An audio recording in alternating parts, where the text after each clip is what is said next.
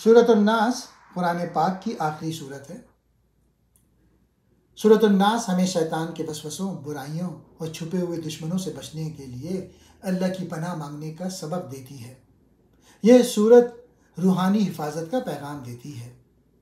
کہہ دو میں لوگوں کے رب کی پناہ مانگتا ہوں۔ اللہ تعالیٰ لوگوں کا رب ہے، ان کی پرورش کرنے والا اور ان کا نگہبان ہے۔ یہاں اللہ سے پناہ مانگنے کا حکم دیا جا رہا ہے۔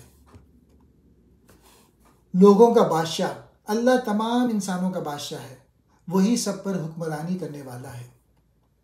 لوگوں کا معبود اللہ واحد معبود ہے جو عبادت کے لائق ہے اور سب کا سہارا ہے۔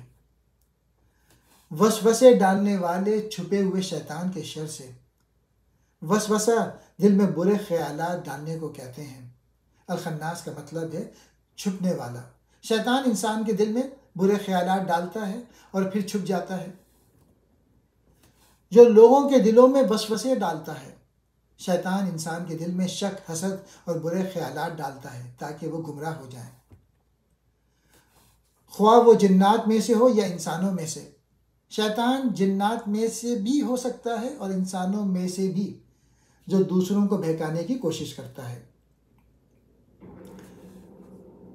اس سورت کا پیغام ہے اللہ کی پناہ۔ اللہ تعالیٰ سے پناہ مانگنے کا حکم دیا گیا ہے تاکہ انسان شیطان کے وسوسوں اور برائیوں سے محفوظ رہے۔ شیطان کی چالوں سے بچاؤ۔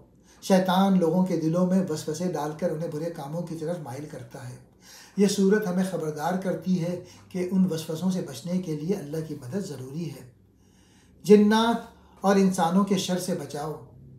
انسان کو نہ صرف شیطان بلکہ برے انسانوں اور جنات کے شر سے بھی بچنے کے لیے اللہ کی پناہ میں آنا چاہیے۔ اس سورت کو برائیوں اور شیطانی وسوسوں سے بچنے کے لیے پڑھنے کی تاکید کی گئی ہے۔ نبی کریم صلی اللہ علیہ وآلہ وسلم رات کو سوتے وقت سورۃ الفلق اور سورۃ الناس پڑھ کر اپنے اوپر دم کیا کرتے تھے۔